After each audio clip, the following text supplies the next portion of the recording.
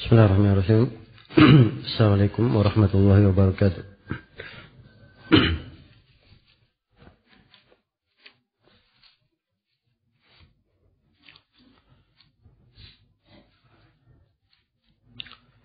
Innal hamdalillah nahmaduhu wa nasta'inuhu wa nastaghfiruh wa na'udzu billahi min shururi anfusina wa sayyiati a'malina.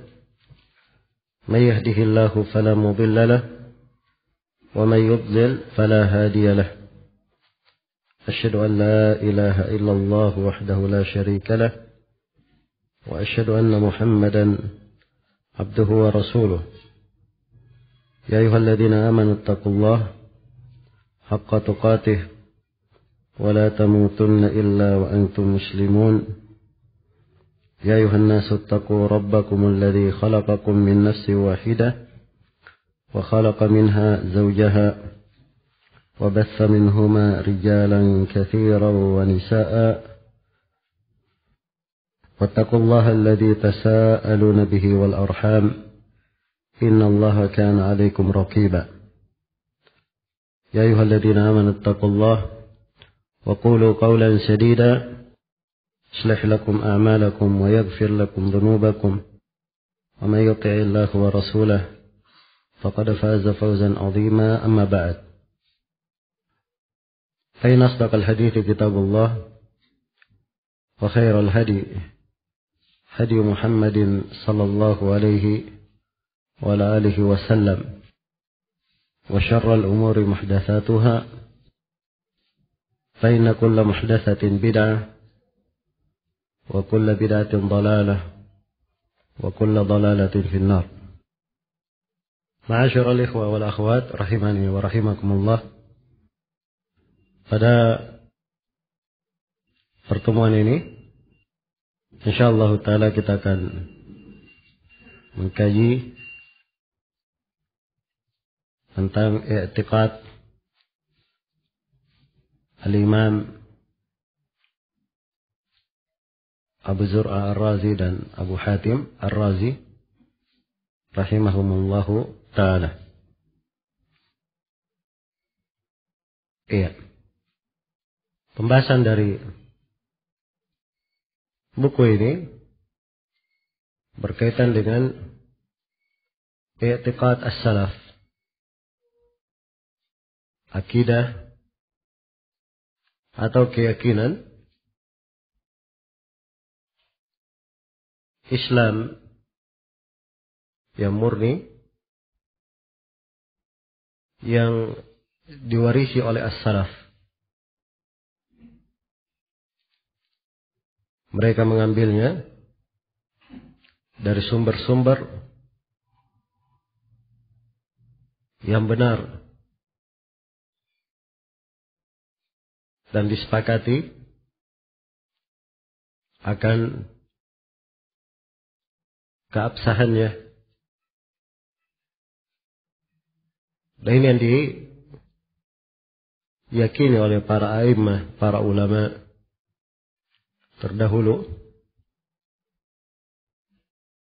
yang mereka warisi dari ulama sebelumnya hingga kepada Nabi sallallahu alaihi wasallam. Karena itu mempelajari buku-buku akidah salaf memiliki sisi yang sangat penting sekali di dalam kehidupan seorang muslim dan muslimah. Sisi pentingnya yang pertama adalah salamatul masdar, yang mana akidah tersebut sumbernya adalah sumber yang terpercaya. Sumber yang murni, tidak ada kesamaran di dalamnya, tidak ada bid'ah, dan tidak ada penyimpangan apapun. Pokok-pokok keyakinan itu disepakati oleh para ulama. Tidak ada silang pendapat. Sedangkan Rasulullah sallallahu alaihi wasallam bersabda, "La tajtami'u ummati ala dhalalah." Sungguhnya umatku tidak akan pernah bersepakat di atas kesesatan. Itulah jalan kaum mukminin yang Allah perintah kita semua untuk mengikutinya. Dan Allah ancam dengan ancaman yang sangat keras terhadap siapa yang menyelisihinya. Sebagaimana firman Allah, "Wa may yushaqiqir rasul min ba'di ma tabayyana lahul huda wa yattabi' ghayra sabilil mu'minin nuwallihi ma tawalla wa nuslihi jahannam wa sa'at masira." Barang siapa yang durhaka kepada Rasul setelah petunjuk tampak jelas kepadanya, dan dia mengikuti jalan selain dari jalan kaum mukminin, dua golongan yang diancam. Yang pertama, siapa yang durhaka kepada Rasul setelah datang kepadanya petunjuk, dan golongan yang kedua yang diancam, mereka yang mengikuti jalan selain jalan kaum mukminin, yang menyelisih kesepakatan umat.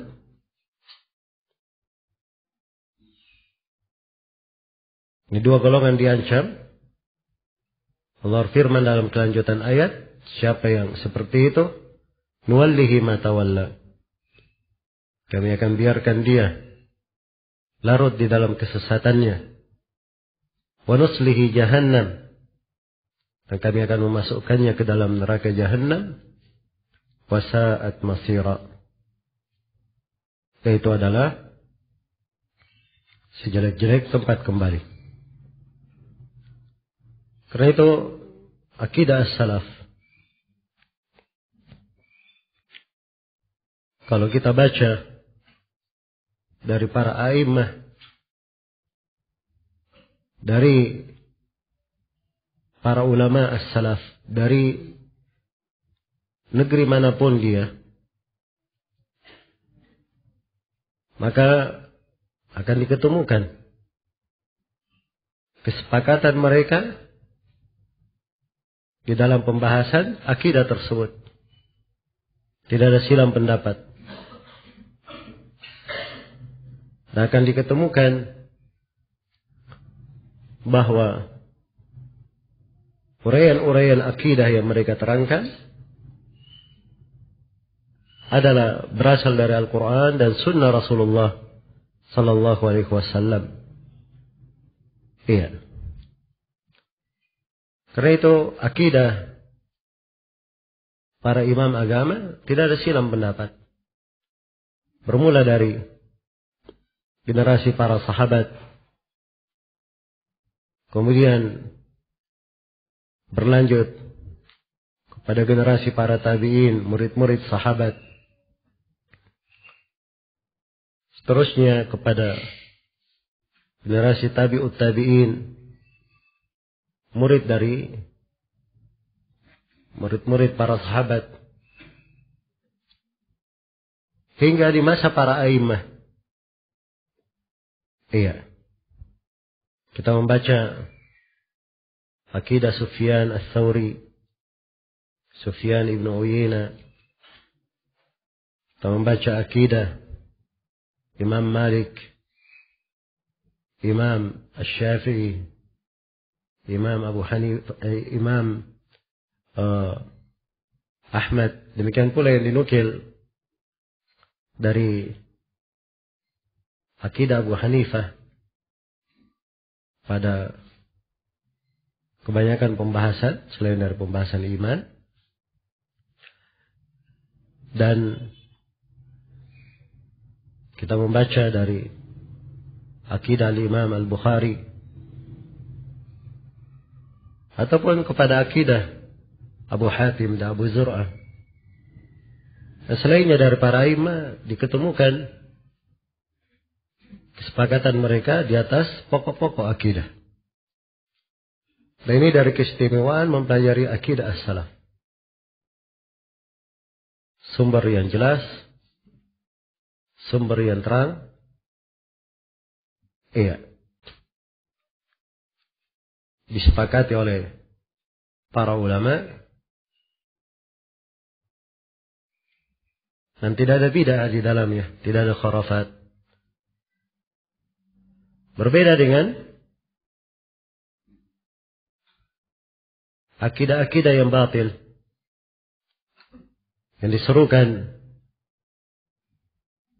oleh kelompok-kelompok yang menyimpang dari jalan yang lurus. Diketemukan pembahasan mereka dalam akidah itu berasal dari diri-diri mereka, dari tokoh-tokoh mereka. Iya. Karena itu akidah Al-Jahmiyah kembali kepada muasisnya Jahm bin Safwan. Akidah Mu'tazilah ada tokoh-tokohnya, Wasil bin Atha dan selainnya. Akidah Al-Asy'ariyah dinisbatkan kepada keyakinan Abul Hasan Al-Asy'ari. Walaupun Abul Hasan Al-Asy'ari sendiri dia telah rujuk kepada madhab salaf, telah bertobat dari akidahnya, dan untuk rujuknya Abul Hasan Al-Asy'ari menulis 4 buku tentang akidah as-salaf. Iya. Walaupun dari 4 buku itu beliau telah mencocoki kebanyakan dari madhab ahli sunnah, tapi debu-debu keyakinan yang keliru yang sebelumnya melekat pada dirinya masih tersisa pada sebagian tulisannya. Demikian pula akidah Al-Kullabiyah kepada Muhammad bin Sa'id bin Kullab. Demikian pula akidah Al-Maturidiyah kembali kepada Abu Mansur Al-Maturidi. Maka diketemukan dari akidah-akidah yang menyimpang ini, iya, sumbernya berasal dari tokoh-tokohnya sendiri. Berbeda dengan akidah as-salaf. Ada akidah yang diwarisi oleh para imam. Setiap alim yang menulis tentang akidah, mereka ambil dari gurunya. Dan gurunya memahami dari gurunya. Demikian pula kakek gurunya mengambil dari gurunya lagi hingga kepada Nabi Sallallahu Alaihi Wasallam, kepada para sahabat, kepada Nabi Sallallahu Alaihi Wasallam. Iya. Karena itu siapa yang ingin mempelajari buku-buku akidah, ada pintunya pembahasan akidah itu. Ada tempat masuknya. Sehingga seorang benar akidah dan keyakinannya. Adapun kalau dia membaca semua buku akidah yang memuat akidah yang benar maupun akidah yang salah, maka ini dari hal yang mengeluarkan seorang hamba dari jalan yang lurus. Iya. Karena itu dari keistimewaan mempelajari akidah as-salaf ini terdapat salamatul masdar, keselamatan sumber. Dan di dalam mempelajari buku-buku akidah as-salaf, dari keistimewaannya terlihat as-sabat, keteguhan, kekukuhan. Iya. Di mana siapapun yang membaca dari buku akidah as-salaf tidak akan diketemukan silam pendapat dalam pokok-pokok akidah itu. Dan apa yang diucapkan oleh para imam rahimahumullah adalah sama. Dan ini akan kita baca nanti bagaimana Abu Hatim dan Abu Zur'a Ar-Razi mereka memaparkan pembahasan akidah ini dari seluruh ulama yang mereka jumpai di berbagai negeri. Iya. Menunjukkan bahwa pembahasan akidah ini pembahasan yang sangat terang, sangat jelas di tengah mereka. Kejelasannya itu lebih terang daripada ilmu-ilmu yang lainnya. Iya. Karena itu Imam Al-Bukhari rahimahullah juga ada di dalam rangkaian buku ini. Sebab buku yang kita jadikan sebagai panduan di sini ini memuat 3 pembahasan akidah ya. Ada akidah Qutaibah bin Sa'id, yang kedua akidah Abu Zur'a Ar-Razi dan Imam Abu Hatim. Kemudian yang ketiga adalah akidah Imam Al-Bukhari. Iya. Kita pada kesempatan daurah ini hanya membahas akidah Abu Hatim dan Abu Zur'a Ar-Razi saja. Imam Al-Bukhari di dalam akidah hanya menyebutkan menjumpai lebih dari 1000 guru. Menjumpai lebih dari 1000 guru. Dan guru-gurunya tersebut tidak berbeda pendapat dalam pokok akidah yang beliau sebutkan. Ada 10 pembahasan dalam uraian Imam Al-Bukhari rahimahullah. Salah satunya tentang iman, bahwa iman adalah qaulun wa amal, ucapan dan amalan. Iya. Jadi tampak sekali bagaimana pembahasan-pembahasan para ulama as-salaf dan bagaimana mereka mendidik umat dengan akidah yang benar. Dengan akidah yang benar. Sehingga kepada siapapun seorang itu berguru, maka dia akan ketemukan guru ini mengajarkan akidah yang sama. Iya, siapapun dari ahli sunnah yang dia duduk dengannya, maka guru ini akan menanamkan kepadanya akidah as-salaf. Mereka tidak hanya mengambil ilmu hadits, ilmu riwayat, iya, tapi mereka mengambil juga pembahasan ilmu akidah. Dan ini dari pokok ilmu yang wajib dipelajari. Tidak mungkin generasi as-salaf yang telah dipuji di dalam hadits-hadits Rasulullah sallallahu alaihi wasallam dan telah dipuji orang yang mengikuti mereka dengan baik, tidak mungkin generasi as-salaf itu menelantarkan hal yang terpenting dalam agama, yaitu pembahasan seputar apa? Seputar akidah. Iya. Karena itu dari ciri akidah ahli sunnah, sebagaimana yang diterangkan di sini, yang akan kita baca insyaallah dari keterangan Imam Abu Zur'a dan Abu Hatim Ar-Razi. Ya. Terdapat as-sabat di dalam akidah itu, keteguhan. Seorang yang berpegang dengannya, mempelajarinya, akan menemukan sabat, keteguhan akidah salaf itu. Iya. Kemudian dari keistimewaan mempelajari akidah salaf, ibarat-ibarat dari akidah itu, pembahasan-pembahasannya adalah pembahasan yang mudah untuk dicerna. Iya. Pembahasan yang mudah untuk dicerna. Sebab akidah Islam adalah akidah yang mencocoki Al-Quran dan As-Sunnah. disepakati oleh para ulama. Dia adalah akidah yang mencocoki akal yang sehat dan fitrah yang lurus. Iya. Karena itu pembahasan akidah as-salaf, pembahasan yang membuat seorang itu menjadi tenang, sejuk ketika membacanya, berbuah keimanan dan ketakwaan, mengokohkan keyakinannya.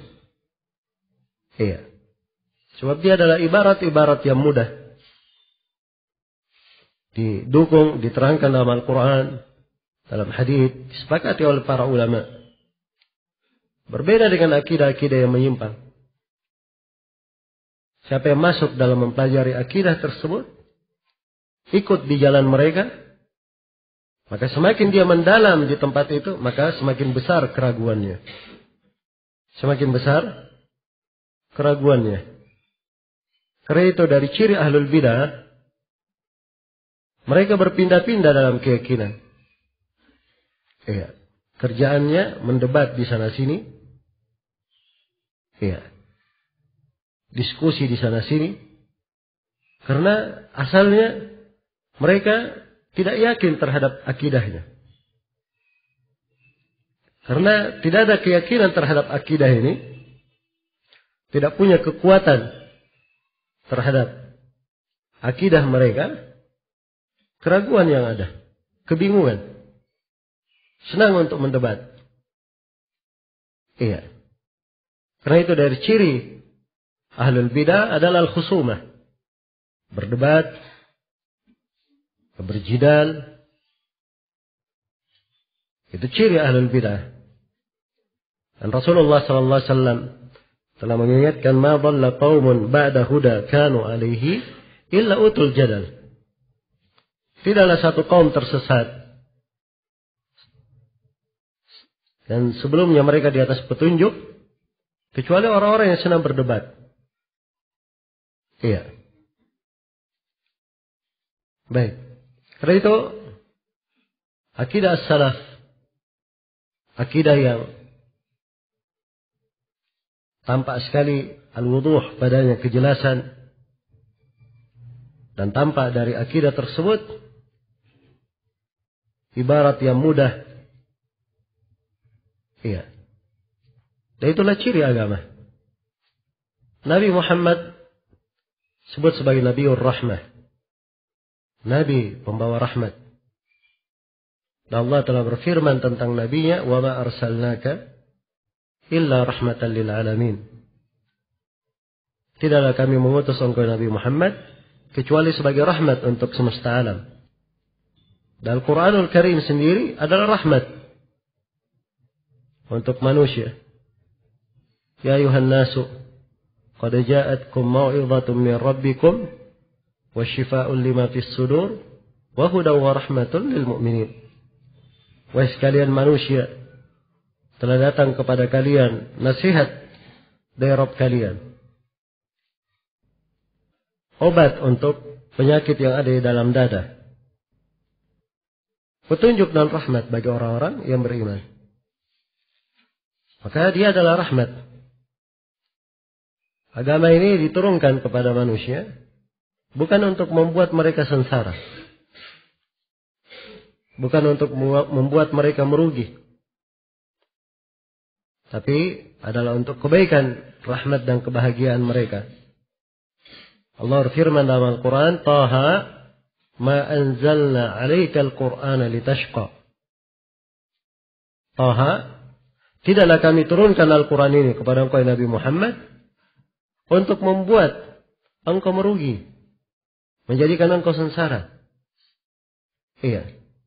Karena itu dari sifat akidah yang benar, seorang ketika mempelajarinya, dia akan bertambah keimanan, bertambah ketenangan, bertambah keteguhan, ketegaran di atas akidah itu, dan bertambah keyakinan. Iya. Hal yang mudah untuk dibahas, mudah untuk dipelajari. Itulah ciri dari akidah as-salaf. Nah, kemudian dari ciri akidah as-salaf, Ya, siapa yang mempelajari dari akidah as-salaf ini, maka itu akan menjadi ismah baginya, penyelamat dari segala fitnah. Hal yang membentenginya dari jalan-jalan yang menyimpang. Iya. Karena itu, di dalam rangkaian buku-buku akidah as-salaf terdapat uraian ketegaran dan terdapat sebab-sebab yang menjaga seorang di atas petunjuk dan hidayah, menyelamatkannya dari fitnah. Menyelamatkannya dari fitnah. Iya. Dan ini pokok dalam pembahasan akidah harus dimaklumi. Dan dari sini bisa dipahami pentingnya mempelajari akidah. Sebab itulah solusi dan jalan keluar untuk umat dari segala masalah yang mereka hadapi. Iya. Tapi banyak orang yang kurang menyadari hal ini. Banyak orang yang kurang menyadari hal ini. Kurang punya fikih tentang pentingnya pembahasan akidah di kalangan as-salaf. Iya. Ini kesadaran harus selalu ditumbuhkan.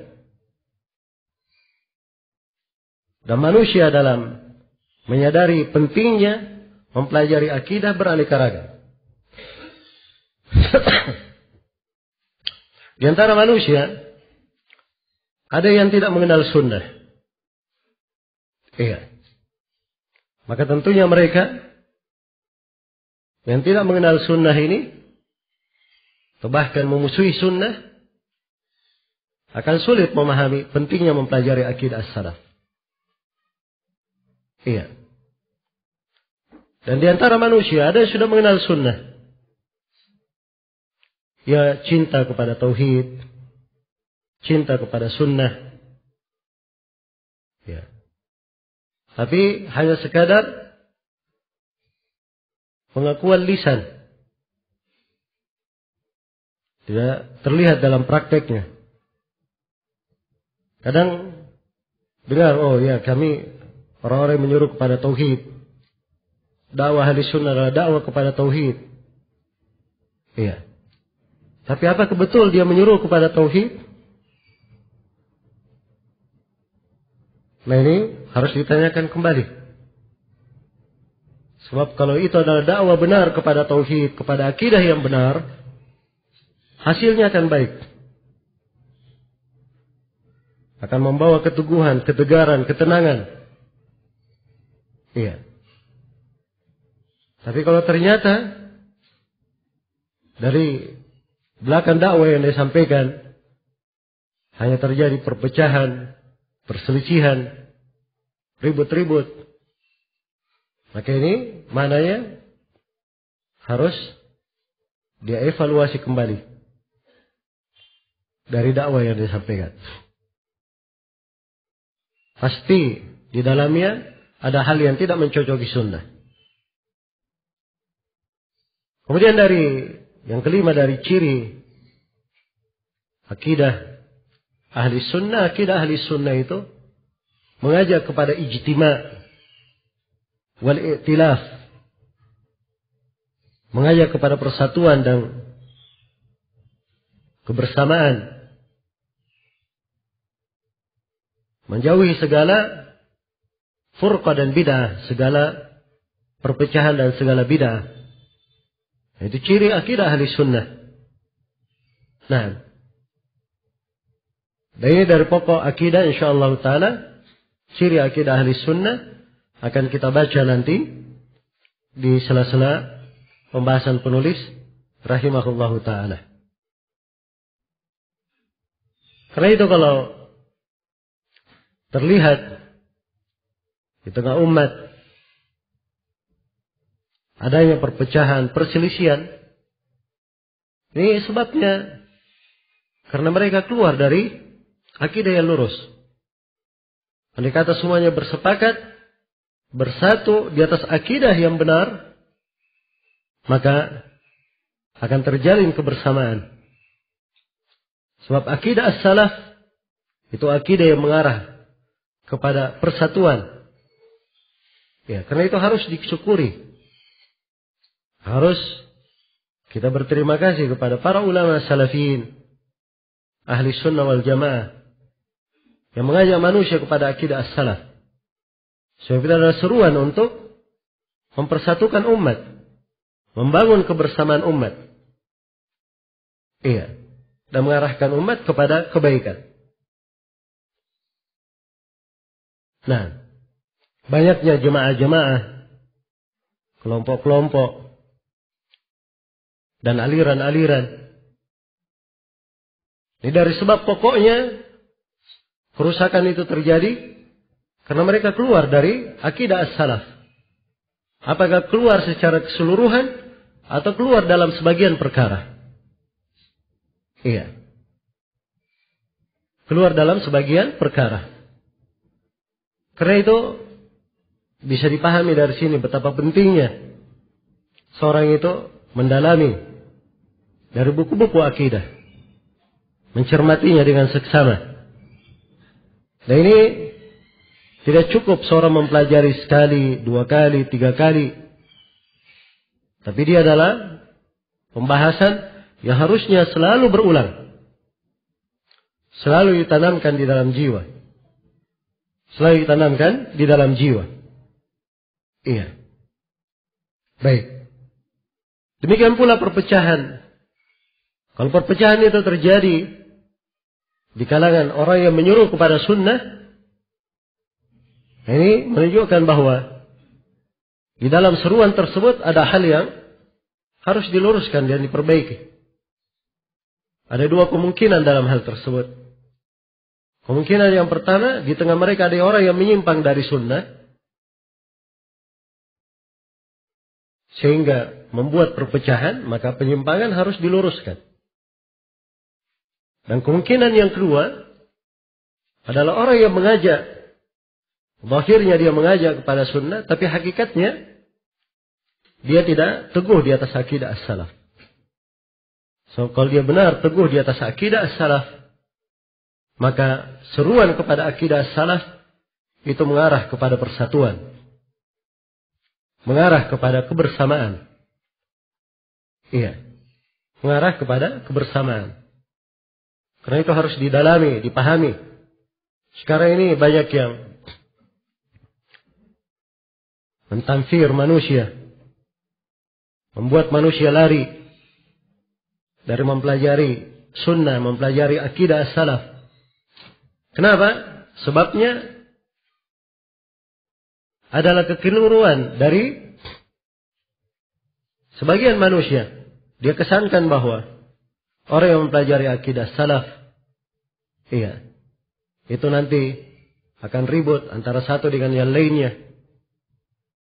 Iya. Nah, ini kesan-kesan yang seperti ini, iya, sebagiannya dimunculkan oleh musuh-musuh. Dimunculkan oleh orang-orang yang tidak senang terhadap akidah salaf. Dan itu wajar. Iya. Dan dari bentuknya juga, mereka memasukkan penyusup-penyusup di tengah orang-orang yang mempelajari sunnah. Kemudian mengadu domba. Sehingga terlahirlah perpecahan. Dan penyusup-penyusup yang seperti ini harus diwaspadai. Ini makar dari dahulu hingga hari ini. Karena itu tidak ada satu kaum, sejumlah dari kaum muslimin yang sadar kembali kepada sunnah Rasulullah, mempelajari jalan as-salaf, kecuali syaitan akan benci dengan hal itu. Syaitan dan bala tentaranya akan berusaha untuk membuat kekacauan di tengah mereka. Dan salah satu caranya dengan memasukkan penyusup-penyusup itu tadi. Ini sudah ada di dalam sejarah. Iya. Di perang Jamal dahulu, ketika terjadi peperangan bersyarikat beberapa sahabat. Ada di dalamnya, ada Ali bin Abi Thalib, Talha bin Ubaidillah, Zubair bin Al-Awwam. Dan mereka semuanya adalah manusia pilihan. Ya, dari 10 orang yang dijamin masuk surga. 3 sahabat yang saya sebut namanya, dari 6 ahli syura yang dipilih oleh Umar bin Khattab. Terjadi peristiwa di Perang Jamal. Ternyata itu terjadi bukan di atas kehendak mereka semuanya. Tapi ada tangan-tangan yang bermain. Ada orang-orang yang memancing. Sehingga subhanallah terjadi peperangan tanpa mereka memaksudkan. Dan perhatikan, itu makar. Iya. Dan ini harus dipahami oleh ahli sunnah. Dan ini pada setiap masa akan seperti itu. Orang-orang yang benci kepada jalan yang lurus. Dan Rasulullah SAW telah mengingatkan dalam hadits Jabir yang diriwayatkan oleh Imam Muslim, "Inna syaitana qad ya'isa an ya'budahu al-musalluna fi jaziratil Arab, walakin bit-tahrish." Sungguhnya syaitan telah berputus asa untuk disembah di tanah Arab. Tapi cara syaitan sekarang untuk membuat kejelekan adalah bit-tahrish, mengadu domba. Iya. Itu cara yang dilakukan oleh syaitan. Nah, karena itu diantara sebab pokok kenapa terjadi perselisihan, kalau itu terlihat di tengah ahli sunnah, maka kalau kita lihat dari sebab pokoknya adalah kurang mendalami apa makna dia itu menyuruh kepada ahli sunnah. Dia menyuruh kepada as-sunnah, menyuruh kepada akidah as-salaf. Iya. Kurang mendalaminya. Sebab kalau didalami dengan baik apa makna menyuruh kepada sunnah, makna menyuruh kepada akidah as-salaf. Akidah as-salaf mengarahkan kepada persatuan dan kebersamaan. Maka kurangnya di dalam memahami hal ini, itulah yang memunculkan apa? Banyaknya keributan. Iya. Kemudian di antara sebab pokok adalah hubbur ri'asah. Hubbur ri'asah. Senang menjadi pemimpin. Ingin ditokohkan. Seakan-akan dia yang paling top sudah. Ya. Dan ini secara zahir kadang kalau dilihat, oh ini seorang yang baik, seorang yang bertakwa. Ya. Nah mungkin dia ingin seperti itu. Tapi ini penyakit, subhanallah.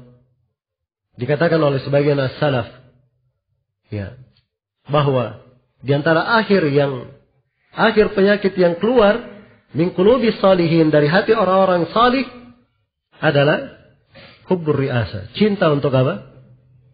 Menjadi paling tinggi. Iya. Nah, ini yang merusak. Di antara sebab yang menjadikan perselisihan. Ya. Padahal kalau ingin dilihat apa yang dipermasalahkan, tidak ada hal yang dipermasalahkan. Iya. Kita bahas di masalah kekinian. Semuanya ahli sunnah. Menyuruh kepada jalan as-salaf. Mentahdir dari bid'ah. Ya, dari bid'ah-bid'ah kekinian pun, semuanya mentahdir dari khiyal-turat. Semuanya mentahdir dari Ali Hasan al-Halabi. Dari Abu Hasan al-Misri. Dari Al-Hajuri. Semuanya memperingatkan dari bahaya sururid. Iya. Tapi setelah itu, kenapa masih terjadi perselisihan? Masih dipermasalahkan sebagian orang. Ini hubbur ri'asah. Pokoknya adalah seakan-akan harus ada yang menjadi pemimpin terhadap yang lainnya. Dan ini dari masalah besar yang sangat membahayakan di dalam dakwah di jalan Allah Subhanahu wa ta'ala. Kemudian dari sebab yang menimbulkan terjadinya perselisihan itu, dari sebab pokok, itu tadi, orang-orang yang masuk, menyusup. Iya. Di tengah ahli sunnah, tiba-tiba ribut. Tiba-tiba terjadi perselisihan, perpecahan. Harus dipahami ada makar dalam hal ini. Iya.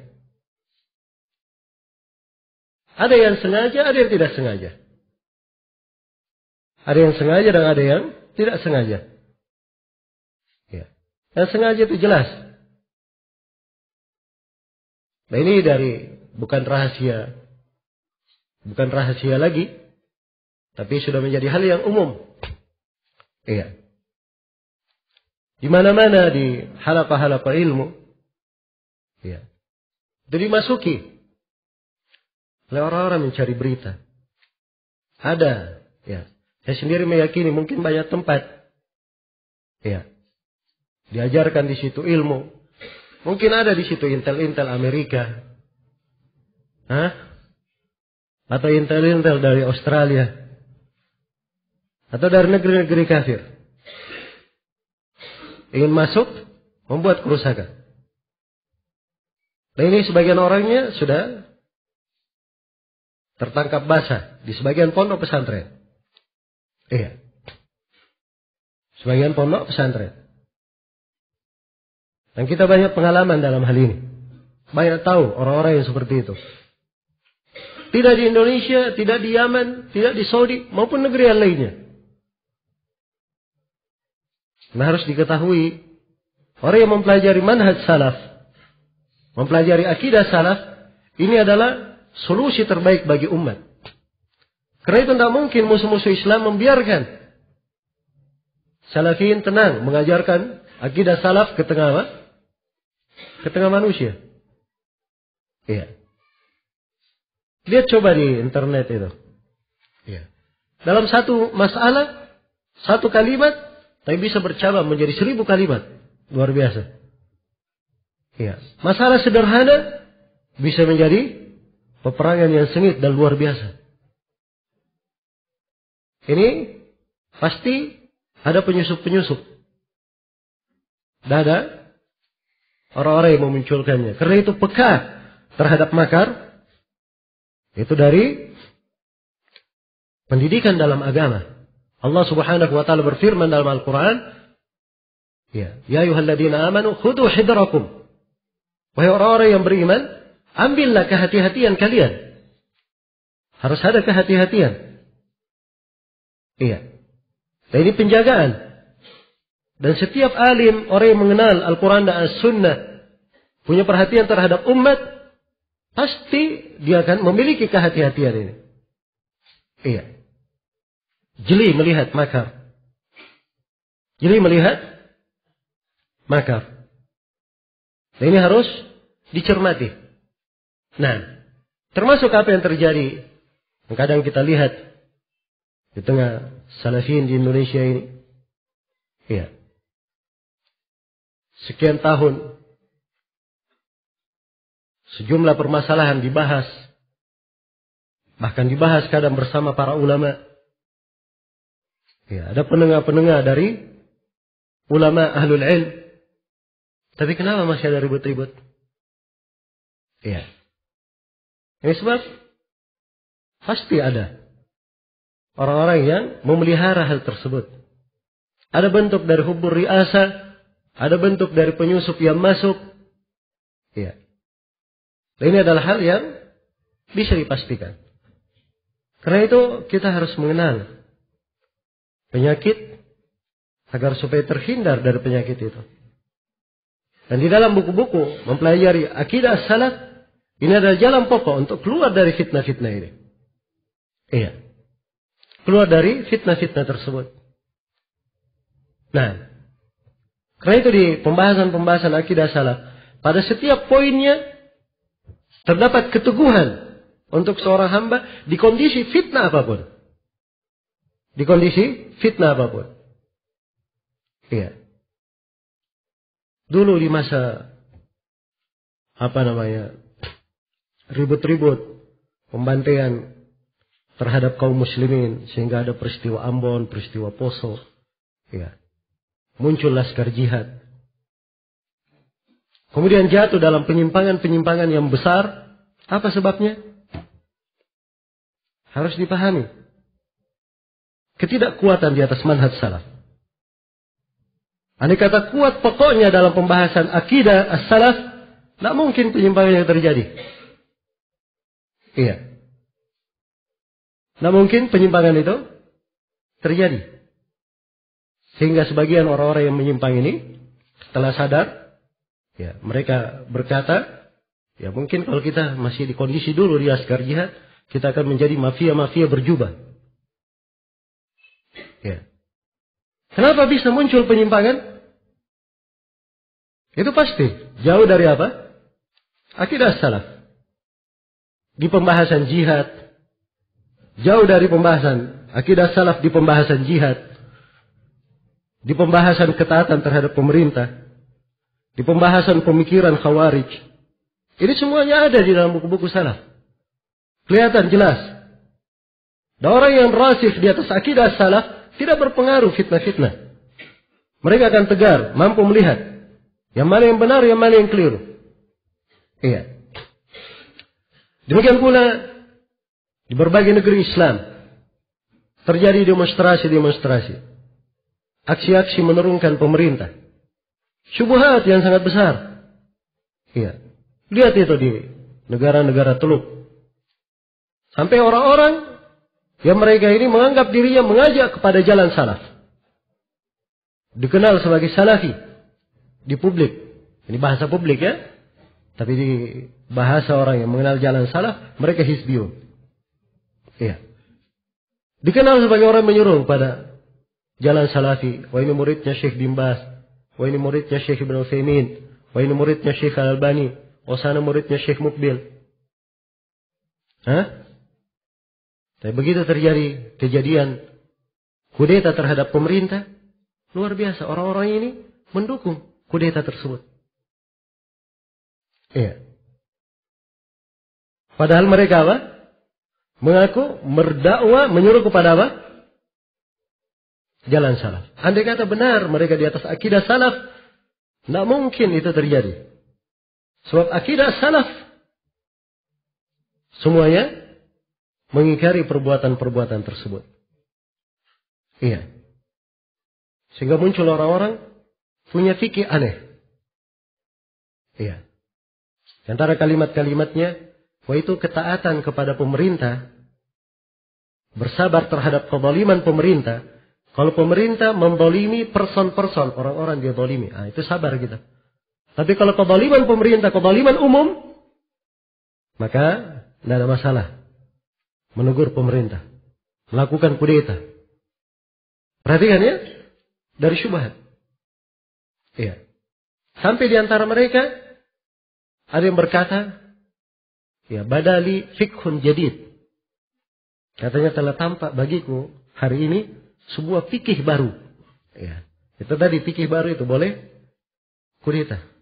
Padahal dulunya dia dikenal menyuruh kepada apa? Kepada akidah salaf. Itu kalimat tadi fikhun jadid diucapkan oleh seorang yang bernama Usama Al-Qusi di Mesir. Yang dari murid Syekh Mukbil. Iya. Dulu bagus lurus di atas jalan as-salaf. Tapi setelah muncul fitnah Abul Hasan Al-Misri, Ali Al-Halabi, rusak bersama orang-orang yang rusak. Hingga hari ini seperti itu. Kudeta pun dia katakan fikih baru bagi dia boleh untuk kalian seperti itu. Fikih baru. Iya. Maka ini harus dipahami. Kenapa para ulama kita di masa-masa fitnah secara khusus mereka malah lebih giat mengajarkan buku-buku akidah. Karena di dalam buku akidah as-salaf itu adalah sumber penyelesaian. Keteguhan umat. Dengan itulah mereka dibimbing dan dibina. Berpegang di atas apa? Akidah as-salaf tersebut. Iya. Dalam setiap pembahasan, apa saja dari pembahasan akidah as-salaf, itu berputar dengan kejadian masa kini. Iya. Bersama dengan perubahan masa, ya, pergantian iklim, terjadinya berbagai prahara di tengah manusia. Tapi kalau seorang kuat di atas akidah as-salaf, paham apa itu akidah salafi, maka dia punya pijakan di tengah badai apapun. Dia punya pegangan di tengah taupan apapun yang datang. Ya. Membuat fitnah di tengah manusia. Maka ini beberapa ciri dari akidah as-salaf. Ya, dan saya ingatkan ya, kita berada di masa kadang tidak cukup dengan disinggung-singgung. Ya. Hanya ditalmih. Saya mentalmih begini-begini, ada begitu, ada begitu. Kadang kurang cocok. Hari-hari ini kadang tasrih. Ya. Agak terang menunjuk kemana, itu penting di hari ini. Ya. Agar supaya seorang paham. Dan melihat kondisi. Dan apa yang menimpanya. Nah. Karena itu pokok yang sangat penting harus dijaga. Bagaimana menjaga kebersamaan, kebersatuan di atas akidah as-salaf. Inilah hal yang memperbaiki. Hal yang memperbaiki.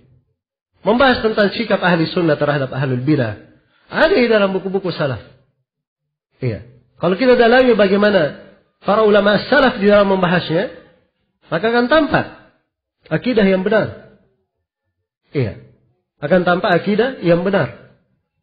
Adapun kalau dia hanya membahas sikap terhadap ahlul bidah pada satu sisi saja, satu sudut saja, dia lupa sudut-sudut yang lainnya, maka ini namanya tidak menggambarkan akidah yang benar.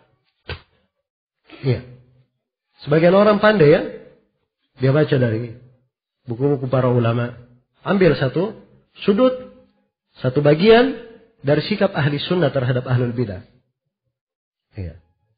Dia sampaikan, dia ulangi. Ya. Nanti ujung-ujungnya diarahkan hal tersebut kepada kawan-kawannya sendiri. Kalau diarahkan kepada ahlul bidah, Masya Allah ya, sangat bagus. Tapi ini diarahkan kepada orang-orang yang mengenal sunnah. Orang-orang yang berdakwah kepada sunnah. Iya, sikap ahli sunnah terhadap ahlul bidah itu diarahkan kepada orang-orang yang mereka sendiri mentahdir dari khiyat turat. Memperingatkan bahaya Ali Hasan al-Halabi, Abul Hasan al-Misri, Yahya al-Hajuri dan selainnya. Kenapa muncul hal yang seperti itu? Nah, ini diantara contoh kejadian, dan itu sebabnya adalah apa yang telah kita sebutkan. Ya, pasti ada sesuatu yang tidak beres berada di atas, tidak kuat di atas jalan as-salaf. Ya, semoga Allah Subhanahu wa taala memberi taufik kepada semuanya. Baik. Kemudian di dalam pembahasan buku ini tentunya banyak sudut yang perlu diuraikan, dijelaskan. Ya. Saya di sini di Doro kali ini memberikan tadi ada sekitar 5 ciri dari buku-buku akidah as-salaf. Iya. Ada pembahasan lain sebagai pendahuluan, yaitu pembahasan kita mengenal seberapa penting, bagaimana kemanfaatan dan kebaikan seorang mempelajari akidah. Iya. Dari kebaikan dan manfaat mempelajari akidah as-salaf, secara ringkas yang pertama, bahwa seorang yang mempelajari akidah as-salaf, dia mengikuti maksud penciptaannya di atas muka bumi ini. Allah Subhanahu wa taala berfirman dalam Al-Qur'an, "Wa ma khalaqatul jinna wal ins illa liya'budun." Tidaklah aku menciptakan jin dan manusia kecuali untuk beribadah kepadaku. Iya. Jadi ini adalah misi. Atau ini adalah tujuan penciptaan manusia. Untuk beribadah kepada Allah. Membangun ubudiyah, membangun tauhid. Itu jalannya hanya dengan mempelajari buku-buku akidah. Iya. Kemudian dari manfaat mempelajari akidah yang benar, mengikuti dakwah para nabi dan para rasul. Para nabi dan para rasul, dakwah mereka adalah kepada tauhid, kepada akidah yang benar. Allah firman, "Walaqad ba'atsna fi kulli ummatin rasula an i'budullaha wajtanibut taghut." Sungguh kami telah mengutus pada setiap umat seorang rasul, agar supaya rasul ini menyampaikan kepada umatnya, beribadahlah kalian semua kepada Allah dan jauhilah taghut. Ini dua pembahasan. Memurnikan ubudiyah, penghambaan hanya kepada Allah, ya, dan membersihkan diri dari segala dosa dan segala kejelekan peribadatan kepada selain Allah Subhanahu wa ta'ala. Kemudian di antara manfaat mempelajari akidah yang benar. Akidah yang benar ini itu adalah asas dan tonggak berdirinya sebuah negara yang Islami. Berdirinya sebuah negeri yang dijamin dengan kebaikan. Iya. Allah Subhanahu wa ta'ala berfirman, "Wa'adallahu alladhina amanu minkum wa 'amilus shalihat la yastakhlifannahum fil ardi kama istakhlafa alladhina min qablihim."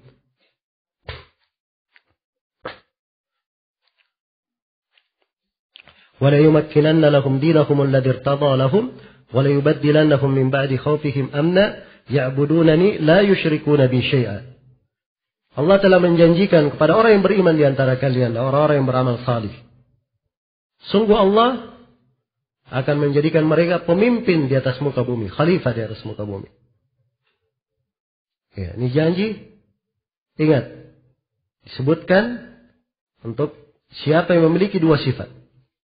Yang beriman di antara kalian dan beramal salih. Dan keimanan itulah pembahasan akidah. Itulah pembahasan akidah. Akan dibuat mereka berkuasa. Sebagaimana orang-orang sebelumnya berkuasa.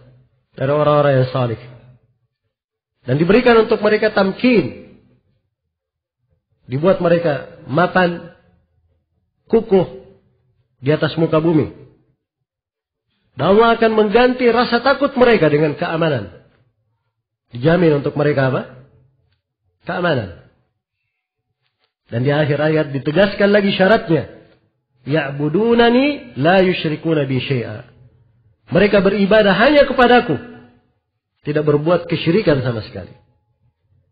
Iya. Ini pembahasan apa? Pembahasan akidah. Nah, karena itu kalau ingin negeri yang baik, aman, sejahtera, iya, ini harus dipahami oleh setiap pemimpin maupun rakyat. Siapapun yang berada dalam sebuah negeri, dalam sebuah negara, menginginkan kebaikan untuk negerinya, keamanan, syarat ini harus dia penuhi. Yaitu memperbaiki akidah yang benar. Iya. Punya akidah yang lurus. Baik keimanannya kepada Allah Subhanahu wa ta'ala. Allah berfirman, "Walau anna ahlal qura amanu wattaqau lafatahna 'alaihim barakatin minas sama' walakin kadzabu fa akhadnahum bima kanu yaksibun." Andai kata penduduk negeri beriman dan bertakwa. Perhatikan syarat keimanan. Dahulukan. Iya. Nah, inilah akidah yang lurus. Akidah yang lurus. andai kata penduduk negeri beriman dan bertakwa, la fatahna alaihim barakatin minas sama, kami akan bukakan untuk mereka berkah-berkah dari langit, wal ard, dan dari bumi. Dibukakan pintu berkah, Allah jamin. Iya. Tapi yang terjadi, walakin kadzabu, mereka mendustakan. Ini terdapat ancaman. Iya. Ancaman berpaling dari mempelajari akidah yang benar. Nah, karena itu saya pernah berkata kepada sebagian asatidzah, ya, kenapa terlihat di tengah kita kadang masih ada orang yang suka buat ribut-ribut? Ya, saya katakan bahwa itu mungkin karena dosa kita sendiri. Ya, kita punya akidah yang benar, punya dakwah salafiyah, tapi kurang perhatian kita terhadap mendakwakan akidah tersebut. Akhirnya Allah uji kita, timpakan kepada kita musibah, kita sibuk mengurus sebagian yang lainnya. Iya. Karena itu dari cara seorang menghindarkan diri dan menjaga kebaikan, memperoleh pertolongan dari Allah adalah menanamkan. Bagaimana menanamkan akidah yang benar, ya, di tengah manusia. Ya. Kesejahteraan diberikan kepada orang yang beriman dan bertakwa. Dibukakan pintu berkah dari langit dan bumi. Tapi yang terjadi, mereka tidak dapatkan itu. Kenapa? Walakin kadzabu, mereka mendustakan. Iya. Mereka mendustakan. Karena itu kata sebagian as-salaf, seorang mukmin la yarjuanna illa rabbah. Jangan sekali-sekali dia berharap kecuali hanya kepada Rabbnya. Wala yakhafanna illa dambah. Dan jangan sekali-sekali dia takut kecuali terhadap dosanya sendiri. Iya. Kecuali terhadap dosanya sendiri. Nah, maka harus dipahami bagaimana nas-nas dari ayat-ayat Al-Quran dan hadits Rasulullah, bimbingan-bimbingan memahami akidah yang benar, itu penyelamat. Iya. Kemudian dari kebaikan mempelajari akidah yang benar. Akidah yang benar ini adalah sumber keamanan dan sebab hidayah. Sebab datangnya hidayah. Allah berfirman dalam Al-Quran, alladzina amanu walam yalbisu imanahum bidzulmin ulaika lahumul amnu wa hum muhtadun. Iya. Orang-orang yang beriman dan tidak mengotori keimanannya mereka dengan kezaliman, yaitu kesyirikan. Mereka inilah orang-orang yang akan mendapatkan hidayah. Mereka inilah orang-orang yang mendapatkan keamanan dan selalu berada di atas hidayah. Perhatikan, keimanan yang benar, tidak ada penyimpangan, syirik maupun yang lainnya, murni keimanannya, dan inilah akidah yang lurus. Dijamin akan diberikan keamanan. Ulaika lahumul aman. Untuk mereka keamanan. Dan keamanan dalam ayat, ya, sifatnya umum. Keamanan di dunia dan di akhirat. Keamanan pada diri seorang, di tengah keluarganya, di tengah masyarakatnya, dalam negerinya. Iya. Karena itu tidak ada yang lebih bahagia dari orang yang mengenal akidah yang benar. Dimanapun dia berada, di kondisi apapun dia berada di dalam surganya sendiri. Dia berada di dalam surganya sendiri. Sebab itu adalah surga di dalam hati dia bentuk dengan akidah yang benar. Keamanan di dalam jiwanya. Keamanan di dalam jiwanya. Iya. Dia tidak perlu takut terhadap makar manusia. Apapun yang dilakukan oleh manusia, makar bagaimanapun mereka kerjakan, Dia tidak perlu takut. Dia hanya takut kepada siapa? Allah Subhanahu wa ta'ala. Wa makaru wa makar Allah wallahu khairul makirin. Mereka membuat makar dan Allah tidak akan meninggalkan makar mereka, akan dibalas dengan makar pula. Dan Allah adalah sebaik-baik yang membalas makar. Iya. Kalau dia punya keyakinan terhadap akidah yang benar, ya, tidak perlu seorang itu khawatir. Ada kebenaran, harus dia bela, dia bersuara, menyuarakan kebenaran. Berbicara dengan ilmu. Masuk dalam sebuah perkara, ya. Dan dia pandang hal tersebut tidak penting dia berbicara, dia bersabar. Dan itu adalah sifat orang yang berakidah benar. Sebab kalau keyakinannya kuat, dia pasti tahu Allah tidak akan melantarkan orang-orang yang berada di atas jalan yang lurus. Iya alamillahu fi qulubikum khairan yu'tikum khairan mimma ukhidha minkum. Kalau Allah tahu di dalam hati engkau ada kebaikan, Allah akan beri kepada engkau kebaikan yang lebih baik dari apa yang diambil dari engkau. Iya. Karena itu diriwayatkan oleh Imam Al-Bukhari. Ini kisah dari Abdullah bin Umar radhiyallahu anhuma. Ketika terjadi pembahasan antara beliau dan Muawiyah radhiyallahu anha, Muawiyah berbicara di depan umum. Kata beliau, siapa yang punya pembicaraan selain daripada ini, falyutli' lana qarna. Hendaknya dia tampakkan tanduknya, dia tampakkan dirinya. Kami lebih berhak daripada dia dan daripada ayahnya. Ini pembicaraan betul-betul menyinggung Ibnu Umar radhiyallahu anhuma. Iya. Maka mendengar ucapan tersebut, Ibnu Umar tidak menjawab. Iya. Padahal beliau mampu untuk menjawabnya. Tapi Ibnu Umar berkata, saya mengingat kebaikan-kebaikan yang Allah Subhanahu wa ta'ala siapkan di sorga. Iya. Maka dengan itulah beliau dijaga dan dihindarkan dari fitnah. Nah. Jadi ada waktu orang yang berilmu seperti yang dikatakan oleh salaf, idza takallamu bi'ilmin, idza sakatu bihilmin. Ya. Idza takallamu bi'ilm. Berbicara mereka bicara dengan ilmu.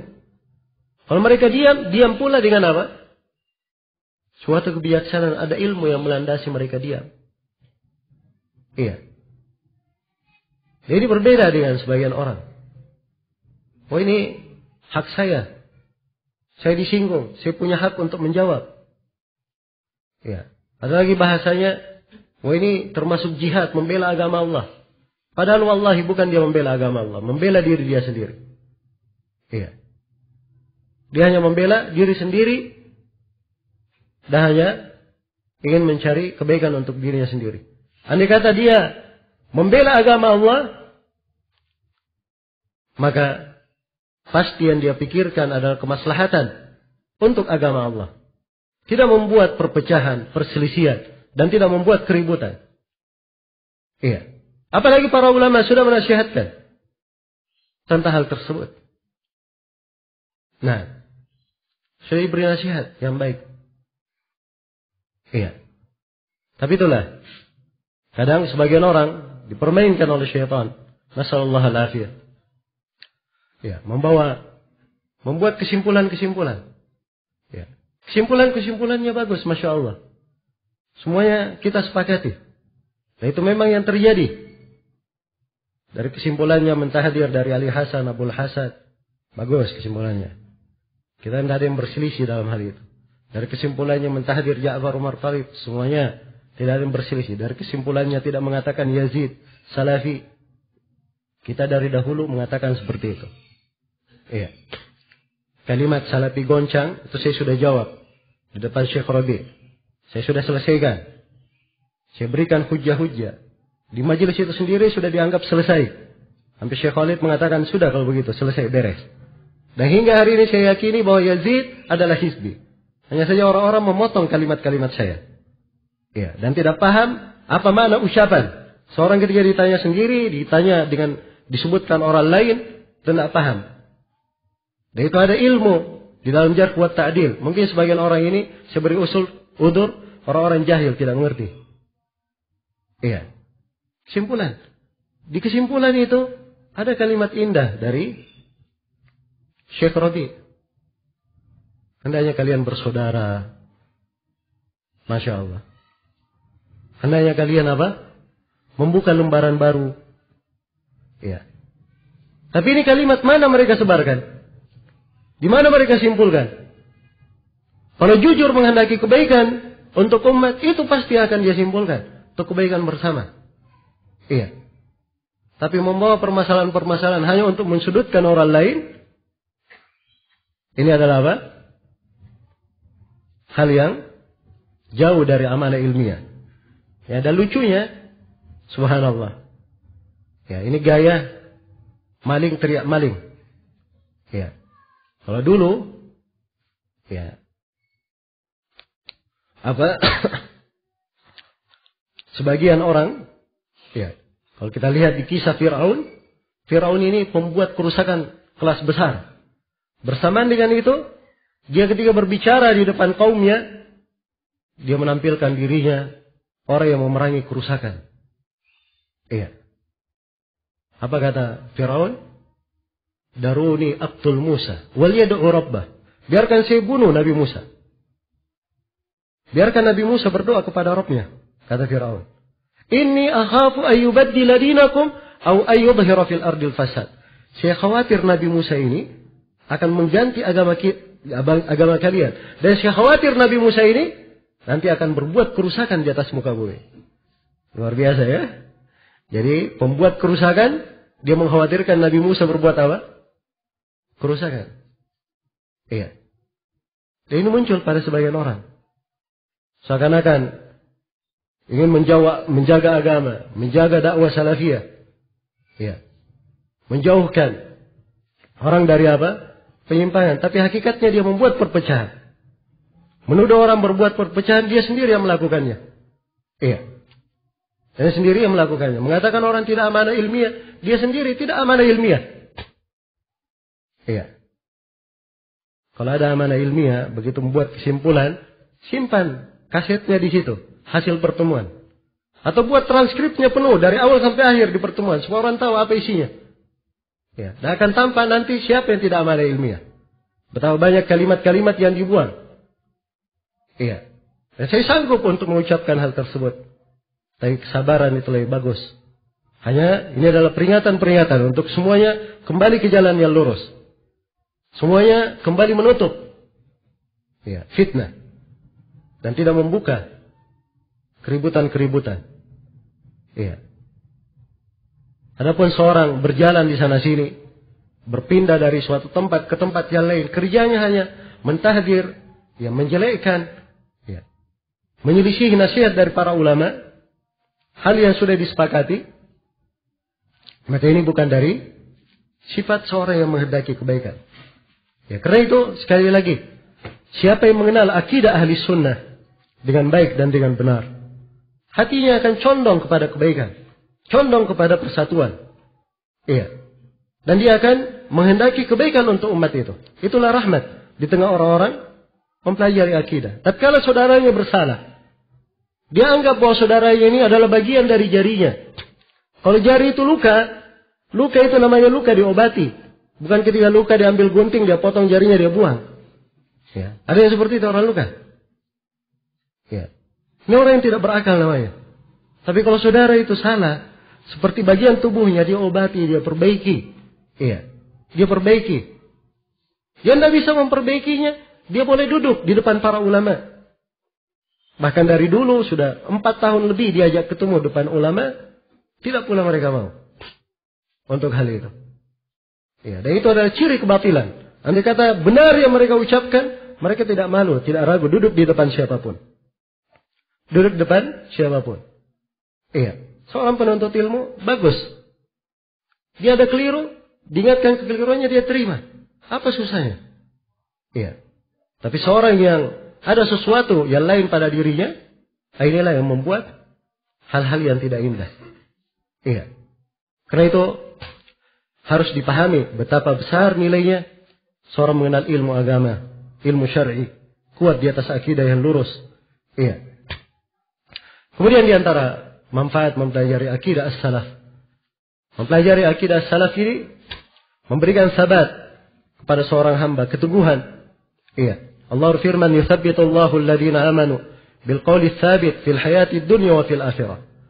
Allah mengukuhkan orang-orang yang beriman dengan ucapan yang kukuh di kehidupan dunia dan di kehidupan akhirat. Nah, kehidupan dunia dikuatkan di akhirat, di alam kubur, dikuatkan demikian pula di hari kiamat. Iya. Untuk kuat di dunia, pondasi-pondasinya di atas akidah, di atas keimanan. Untuk kuat di alam kubur, pondasi-pondasinya di dalam pembahasan akidah. Bagaimana dia menjawab pertanyaan malaikat di alam kubur kalau dia tidak mempelajari akidah? Dia tidak pelajari siapa Allah, apa kewajibannya terhadap Allah. Dia tidak mempelajari bagaimana menyembah Allah dengan sebenar-benarnya. Dia tidak pernah mempelajari apa itu kesyirikan. Dia tidak pernah mempelajari nama-nama dan sifat-sifat Allah. Bagaimana dia dikatakan kenal Allah? Ditanya di alam kubur siapa nabimu? Bagaimana dia mau menjawab? Iya. Sedangkan dia tidak kenal siapa Nabi Muhammad. Apa hak-haknya? Sejauh mana dia melaksanakan perintah Nabi itu? Meninggalkan apa yang dia larang. Ditanya apa agamamu? Ya, bagaimana dia mau menjawab? Apa agamanya? Sedangkan syariat-syariat tidak dia pelajari.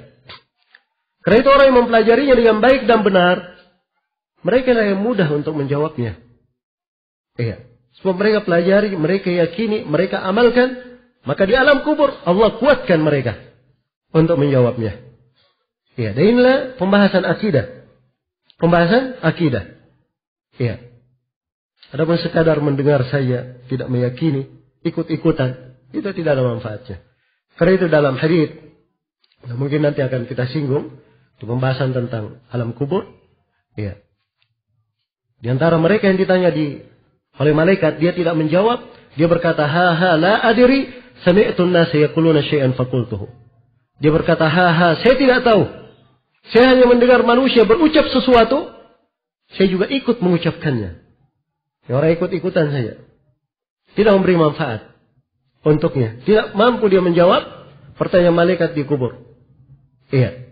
Maka di sini harus dipahami dari nilai dan harga seorang mempelajari akidah as-salaf. Iya. Dan seorang dari manfaat mempelajari akidah as-salaf. Dengan akidah as-salaf ini, itu adalah suatu hal yang bisa menyempurnakan agamanya. Iya. Yang menyebabkan dia masuk ke dalam Islam secara sempurna. Allah berfirman, ya ayyuhalladzina amanu udkhulu fis silmi kaffah.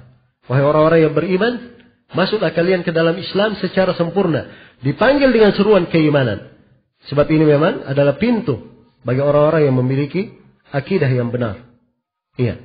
Dan banyak sekali dari manfaat kebaikan mempelajari akidah. Iya. Karena itu sekali lagi dan selalu kita ulangi, dan ini adalah ciri dakwah kita. Ciri dakwah para ulama kita. Ciri dakwah para salaf kita adalah selalu mengulangi pelajaran akidah. Selalu mengulangi pelajaran akidah. Iya. Maka ini dalam buku ini ada 3 risalah. Ya, insyaallah taala semuanya nanti kita akan ajarkan. Cuma untuk doro kali ini kita hanya membahas akidah i'tiqad Abu Hatim dan Abu Zur'a Ar-Raziyain. Ya, semoga Allah Subhanahu wa taala memberi taufik kepada semuanya, dan insyaallah taala kita sambung nanti di sesi yang akan datang setelah salat maghrib. Subhanakallahumma wa bihamdik asyhadu an la ilaha illa anta astaghfiruka wa atubu ilaik walhamdulillahi rabbil alamin.